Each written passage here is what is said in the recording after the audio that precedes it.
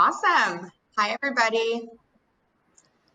I'm going to give it just a second. Hi, you guys. All right. So thank you, everyone, for being here with us today. My name is Stephanie Sodaport. I'm the Director of Growth Marketing here at Apartment List. And I'm super excited for this panel today, talking about social media. With us, we have India Little, who leads social at MTV, Bridget Mueller, who is a content creator and a consultant, and Julia West, who leads social at Pinterest. Thank you, ladies, so much for joining me today. I'm really excited. Bridget, I'm going to kick it off with you. So, I know you've built your entire career in this space and watched it evolve from like pre-COVID to now. And I just want to hear a little bit about how you think the pandemic has shaped how people are engaging and consuming social media. Yeah, so for one, I would say that people are consuming more definitely right now because for many people, there's not really much else to do. But really, we've seen TikTok emerge as this huge platform that everybody's on, something that has just blown up wildly. And kind of within that, but even with social media at large, it's really become more of like a community space, whereas before it used to be so much of a highlight reel. You're just showing what's perfect, painting the best part of your lives. And now it's more like people are seeking community. Whether that's with the content creator or even in the comments. This is something that's really interesting is we're seeing comment sections become a place where people are searching for like-minded people and just wanting to engage with them. So I really hope that the community aspect is something that stays, but it's definitely been a trend and boomed during COVID times. That's super interesting. So actually, I think thinking about TikTok and this idea of community, especially as a consultant, how have you kind of seen that come to life? Like any examples you have of that? I think, well, interestingly, so I've been a content creator for years and years and years, but before the pandemic, haven't even touched TikTok. And now it's 90% of what I do. So, it's really interesting. I think that it really just comes back to being relatable, and you want to create content that people are going to feel like you're talking directly to them. So it's a lot of asking questions. Like a lot of the TikToks that I've done for other brands that have blown up the most are just asking a simple question, like working with a dating app and just being like, making content for them, just being like, do you believe in once a cheater, always a cheater? And it just blows up because people have so many feelings and they want to be heard, and they want to look for people that feel the same way. And is that where the content section is real, or the comment section is really coming to life? Like you ask those questions and then people are engaging.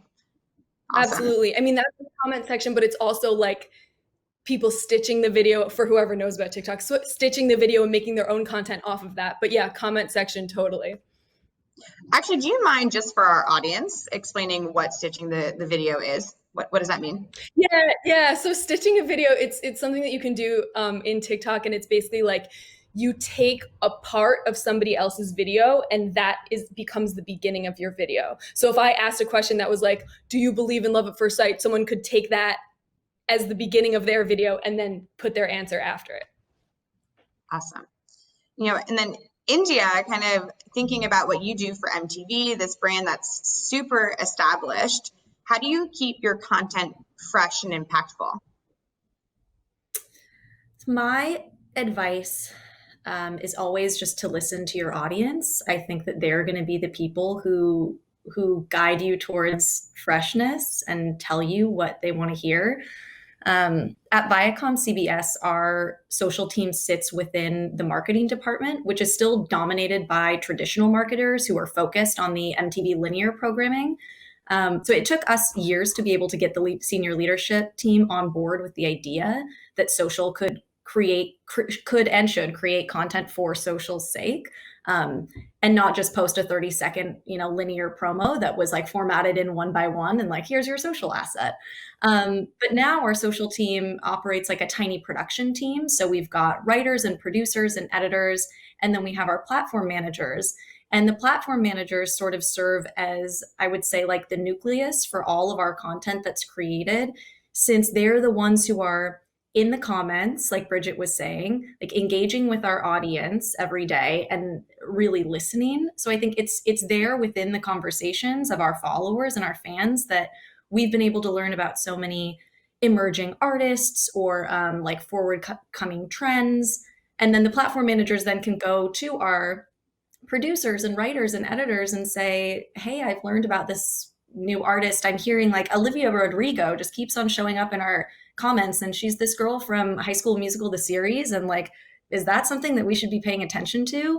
And now, 6 months later, Olivia Rodrigo is an MTV Push artist. And if I was a betting woman, I would say she's going to be nominated for VMAs this year. So it's just like really kind of being able to tune into what our audience is talking about, and then us being sort of the amplification, I guess, of what they want, which leads them to feel, I think, really engaged in our content, even when we're not talking about, say, Olivia Rodrigo, because they're like, we know MTV hears us. So let's keep on commenting, keep on engaging, and see who else we can get them to pay attention to or how else we can get them to react. Yeah, I love the idea of using social not just as like an outward demonstration of who you are as a company and a brand, but using it to like listen to the people who follow and love your brand, and really understanding them. One thing that you brought up, which I thought was really interesting, was this idea of creating content for social specifically, right? Like this idea that you don't just take your broader content and then slap it into a social dimension and put it online. Can you just highlight a little bit more about like how you think about social content versus more traditional marketing content? Yeah, I think that the best example I could think of now is even 2 years ago, I would have said creating something for social is easy because it's different than linear, but it can go across platforms. Now we're creating custom content that is endemic to each individual platform, and those things that we're making are changing every day. So like 6 months ago, when Instagram was prioritizing IGTV, all of our content that was made for Instagram was between 3 and 5 minutes, and cut in 16:9, and trying to like kind of play that algorithm in a way. Now Instagram is prioritizing reels, which are under 30 seconds and formatted in 9:16. And having to kind of pivot the creative as you're going, I think is the best. You just have to like, again, kind of listen to the audience, but also listen to the platform and listen to your partners there and tell that, like, have them, kind of support, I guess, the content you're making by not following the rules, but definitely following their suggestions, I think, when it comes to what's working and what they're going to be excited about supporting. Yeah. Actually, you highlighted something that I think is important. There's like this very big changing landscape of what these platforms are doing, right? Like Instagram has innovated a lot, and they introduced reels and all of these things. How do you guys keep tabs on what is coming up or what is now more popular? Is it just looking at engagement? Is it actually like how do you keep your ear to the industry to know like this is what's going on in a platform from a specific content type? I think, again, it goes back to listening, right? It's like social it's a young person's game, because I think that, and I say that as someone who is not particularly young, but because it requires a lot of time for you as an individual to actually get on the platform, right? Like Bridget was saying, I had never been on TikTok before the pandemic, and now I have to like put screen time on myself where it like shuts off after 45 minutes a day, because otherwise I could doom scroll forever. But I think you have to be really excited about social personally, and excited about understanding the way that the trends are moving or what's happening on a platform to be able to keep up as a brand.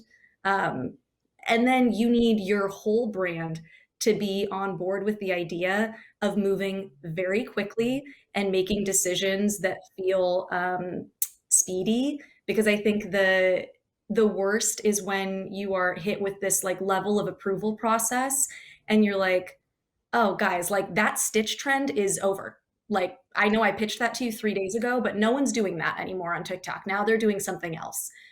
So you have to be able to like listen, act quickly, and then just roll with the punches as it goes. Yeah, I think you bring up a really good point that the trends on social move really quickly. And so not only do you need to be, engrossed and aware as someone that's running social, you also need to listen to your audience and you need to be able to pivot, because if you can't move quickly and you can't keep up with the trends, it's gone in a flash. And so, you have to do all of those things to make sure that you're really staying on top of what's going to resonate with your audience. Julia, moving over to you. So you have a super interesting role because you lead social for a social media company. So first, why don't you just explain to us what that is and how you do that? But then also, how do you actually leverage social to promote Pinterest and cater to your different audiences? Yeah, I mean, it is a very interesting job. It is one of the more meta social media jobs. Truthfully, I think I'm still trying to explain it to my parents of what I do. But what it really means is it's similar to any other traditional social media job. We also sit in the marketing arm, so it's really just using social to bring awareness and make Pinterest part of a conversation that is relevant to us. We actually have three arms of the business. We have the business arm, which is advertisers, it's journalists, it's investors. We have the creator arm, which is the people who are actually making a lot of the content that you do see on Pinterest. And then we have the pinner arm, which is, anyone and everyone using Pinterest for the more typical ways, like building boards, saving images, but they're not necessarily selling anything on Pinterest and they're not necessarily uploading content. So social media plays a super important role in actually all three of those. And our team is small. Across all three audiences for social, it's 4 of us. So we really need to make sure that we're using social media wisely and using our time as efficiently as possible. And that really goes into knowing who our audience is and where they're spending their time. So an example of this would be, we know that the creators who are creating content for Pinterest are also creating content on Instagram. So we're spending a lot of our time speaking to our creators on Instagram.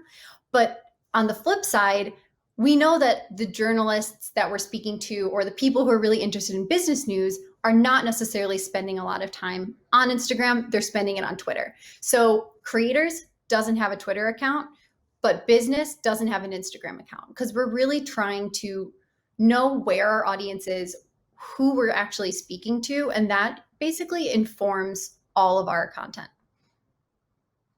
Yeah, that I think, understanding your audience, and that really ties also closely to what India was saying. Actually, and Bridget too, about reading the comments, knowing your audience, listening is super critical, and actually serving them content where they need to be served. Do you mind giving us, you touched upon the Twitter for one audience type, Pinterest for another, but can you actually walk us through what, some of those actual content types might be? Because obviously they're also going to they're going to be really, really different. Yeah, absolutely. One good example that we're recently switched is we have 2 Instagram accounts. We have our pinner Instagram account that's really focusing on inspiration and really standing up for what Pinterest as a platform stands for, which is the home of inspiration and ideas and positivity. And so we are wanting to make sure that on that channel, we're talking to pinners about what they want to see.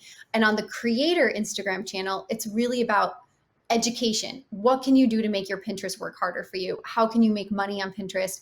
How can you take content that you want to post on Instagram that maybe doesn't fit into your aesthetic, but will do well on Pinterest? That's more of like an education play. And one thing we were doing was focusing a lot of energy on our creator channel by highlighting creators who are doing things well. But what we realized is that creators aren't necessarily wanting to see what other creators are doing. They want to know how to make themselves better. But on the flip side, the pinners wanted to see creators. They wanted to see who should I go to Pinterest to follow? What are they creating on Pinterest? Like, why should I go over there and follow them? And so we basically switched this whole content bucket from living on our creators Instagram account to going to live on our pinner Instagram account. So now a lot of what we're trying to focus on is like, who are these interesting creators that maybe we're working with on our creator side, but we're highlighting really for our pinners on our pinner side.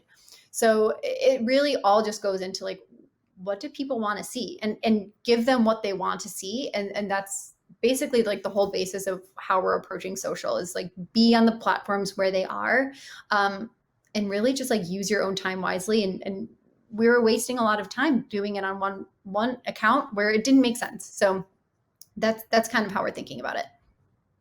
Yeah, and you touched upon this idea that you learned and you had this realization that creators didn't want to necessarily see other creators.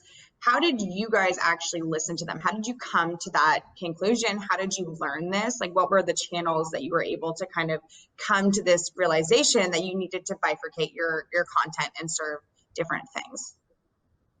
Yeah, it goes almost exactly into what India is saying, is that there's like a very unique portion of social media that is the only person usually on the whole entire marketing team, sometimes in the whole organization, that actually talking to people. Like, they are on the front lines actually listening to what people are saying. And a lot of times, especially when I started off there, you like hand social over to someone fresh out of college who's never done anything. But meanwhile, they are the frontline person who's actually hearing what people are saying.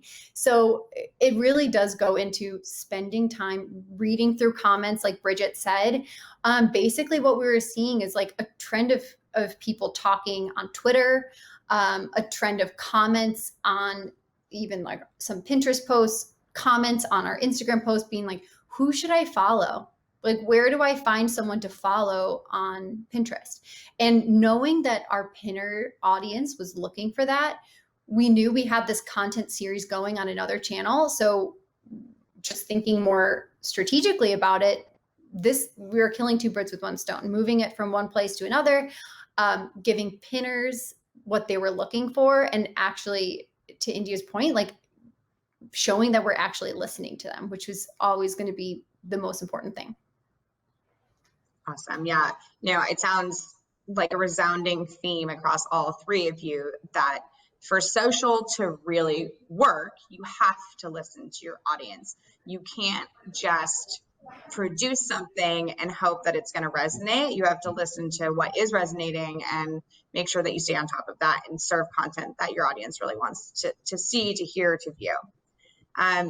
Bridget, going back to you, I think this touches upon the idea that there's this growing trend in social media for authenticity and very real moments that matter. And I think you've had a lot of experience with that. So, what do you think are the moments that do matter to people? How do you use those moments to deliver an experience that really, matters and resonates with them? Yeah, I think personally, the cool thing about social media is that any moment can matter, small to big. Any moment can have an impact. It just depends on how you're communicating that. So you just always want to think about telling a story to your audience that they will relate to. So, I think any moment can matter, but personally, I love the small moments the best, because that's where most of our life lies, in the small moments. And that's how you can really form a true connection with people, I feel like. So, right before the start of the pandemic, I had this really, really cool experience with a dating app where I was being sent to different cities around the world to literally use the dating app, meet people in different cities, go on dates, and make content out of that. And people loved it. It's all about bringing people in and making them feel they're a part of something. And so they want to see what I'm wearing on the date. They want to have a say. Like, if you can give people an option, we see this on TikTok all the time, where people are like, I'm going on a date tonight. Should I wear this or should I wear this? And everyone wants a say, and they want to feel like they're part of the story. So it's really about bringing people in.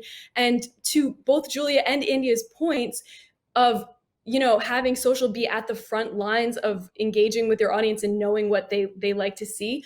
Another really cool thing about social is that you can get that feedback in an instant. So if you are a brand that is creating a product and maybe there are two different color options, you can be like, we're creating this in a different colorway. We don't know which one yet. What do you like best? And it gets them engaged, so you're getting your audience to like you better that way, but also they're having a say, and you're getting this valuable information like, oh, this is what our audience wants. This is what our customer wants. So yeah, I think, so many great points there. One being that the real moments, right? It doesn't need to be super polished. It doesn't need to be professionally produced. It's the real moments, because that resonates with people and they can see themselves in it, or they can like relate to it so well. And so, rather than being in a studio with two outfits, you can literally be in your, apartment being like, which of these two should I have, choose, and people engage more, right? Because they can imagine themselves there. And then two, and we see this all the time, you can get surprised by, you put something out on social media and you have a theory of what's going to resonate, or what, of course, this is going to be the answer. Of course, people are going to love X, and it turns out people love Y. And it's such a great way to, get immediate responses, do some very quick user research, because you put it out there and people want to engage on social media. And so, both of those points I think are huge takeaways, that you can be really authentic and you can put it out there and people will engage. Yep. Both Julia, India, let's start with you though, Julia. What are some of the other trends or types of content that you predict will continue to be popular in the social landscape, carry forward, in the future?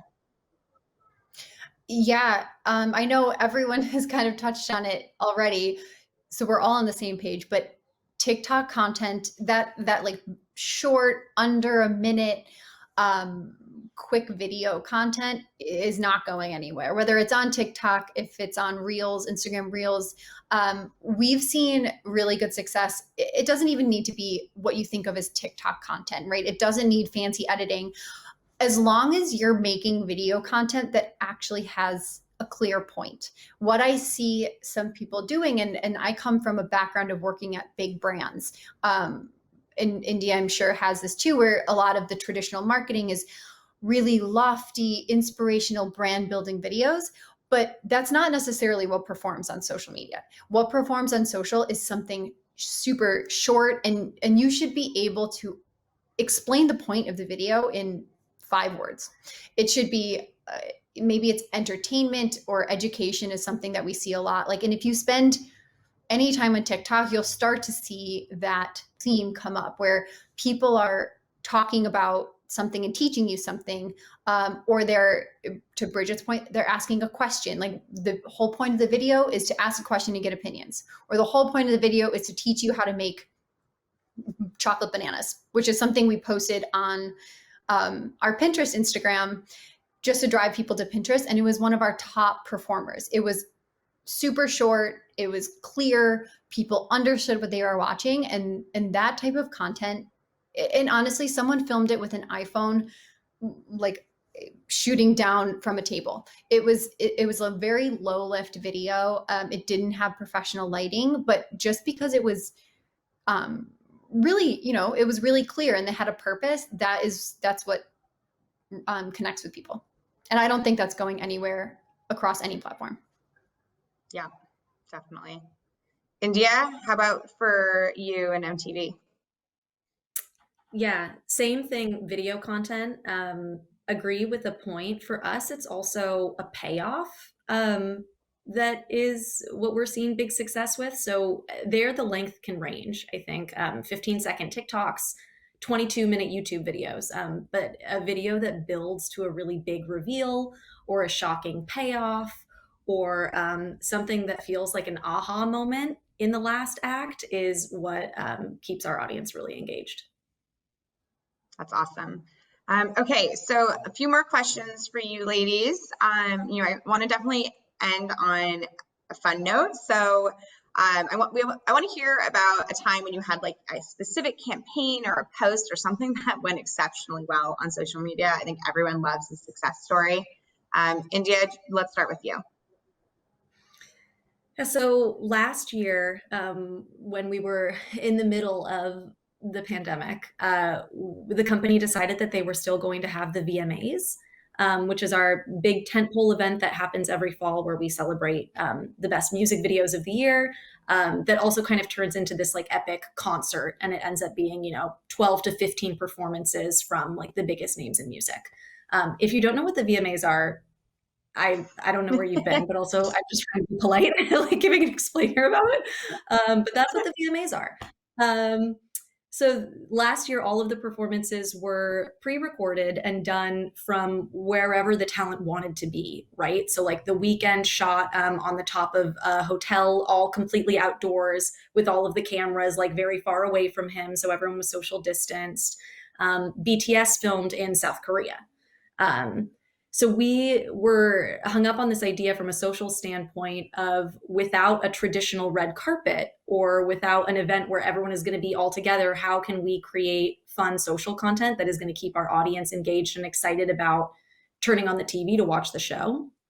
And we partnered with this really wonderful production company called Goodco that specializes in remote builds and remote direction.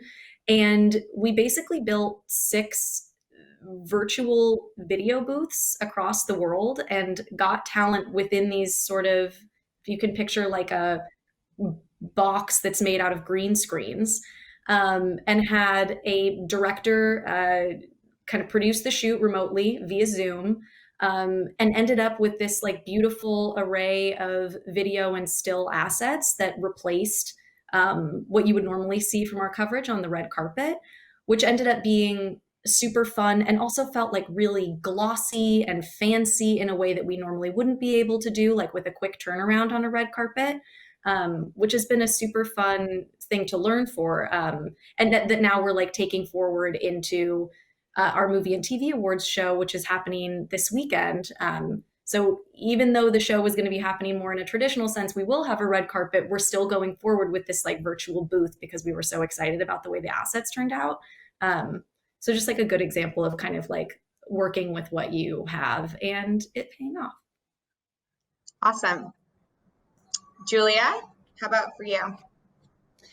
Yeah, well, my example is a little less fancy than that, but one thing that we saw work really well it was maybe one of the simplest tweets I've ever done.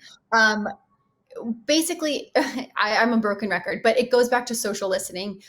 We have, our tweet deck all built out with keywords. Luckily, Pinterest is a unique one, so it comes up a lot. And we found this tweet that someone had posted that was doing really well on its own. And I think she tweeted something like, "Girls don't want boys, they want their Pinterest boards to come true." And all we did was quote tweet it and wrote "preach." Like, we want to be really supportive and positive. That's our brand voice, especially on Twitter. We want to be like the fun best friend, but the one that you go to who is always going to support you no matter what. So that's kind of our personas we're thinking about it. So we're like, yeah, we'll just be playful and fun and use this tweet basically to our advantage. And it blew any other tweet out of the water that we've done. Even internally, like our CMO sent me a message and was like, "Oh, A+ social team." And I was like, all we did was tweet one word. But honestly, it was just capitalizing on something that obviously a lot of people were feeling. So now we actually have that thought in mind, and we're trying to come up, are there other ways that we can take that learning and make our own evergreen tweets and talk about it and just start a conversation. So that was our top performing tweet of the last year by far. That's awesome. Great example. And Bridget, how about for you?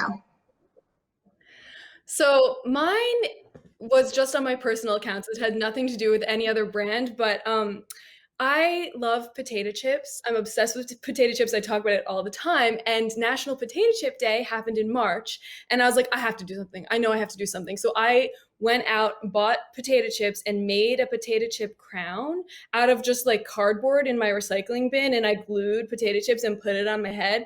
It came out like really beautiful, surprisingly, but I decided to make a really like light lift video of me making it, where, to India's point, you didn't know there was a buildup and a payoff, and you had no idea what it was going to be. You see me grabbing my keys, grabbing potato chips, dumping them out. You see my glue gun. It looks disgusting. You're like, what the heck is this? And at the end, you just see it on my head, and I'm just like, and it went viral on TikTok. It went viral on Instagram. And then weeks later, I got a DM. I have to tell you guys, I felt like my crush was contacting me. Lay's Potato Chips DM'd me, and they were my favorite. And they were just like, we love this video. Like, we want to repost it. And also, like, we want to send you potato chips. And it's so funny because, like, you know, I can buy potato chips on my own. It's like $4, but the fact that like this brand that I love noticed my content and like wanted to like thank me for making it, it just was like, honestly, like one of the proudest moments in my career as a content creator. I mean, it gets back to this idea of being super authentic and really resonating with people, and not having to be super polished or anything like that. Like, you can just create very real content and it resonates. Okay, so we're a little over time. One last question to wrap this all up. So we'll go in reverse order. We'll start with you, Bridget. If you had to give one piece of advice around social strategy to this audience, what would it be? Okay, I'm gonna keep it quick. Honestly, the branded content that does the best is the content that doesn't feel branded. So again, authenticity, but just try to make it feel like a regular piece of content that real people want to engage with, and just try not to sell in it, and eventually it'll get you what you want. Awesome. Julia? I'm trying to switch up my answer of listening to your audience, but basically what I would say is put yourself in your audience's shoes, right? Would you want to watch this? Would you actually click on it? And that's something that anytime I I'm approving an asset or creating an asset, or writing copy, I'm like, would I respond to this? Would I stop and spend 1 second watching it, or 10 seconds? And just basically it's doing like a logic check. Like, would you as a person actually respond? And making that your first filter will make your content go so much farther. Amazing. And India, how about for you? Mine is to just build a really diverse team and then listen to them, which I think I recognize the irony of saying this on a screen of 4 white women. I think that it's the most vital thing that you can do is have the people who you are telling to listen to your audience actually reflect your audience. And the internet is very diverse, and it's important that the people who are speaking to the audience relate and be able to listen, and can offer some fresh perspective than you. Especially as leaders on teams, I think you have a responsibility to hire in a way that reflects your brand. So amazing. Well, ladies, thank you so much for joining us today. Thank you to our audience for listening. A lot of really great insights to take away. And thank you, everyone. Thank you so much for joining. Thank you. Thank you so much. Bye, everyone. Bye, guys.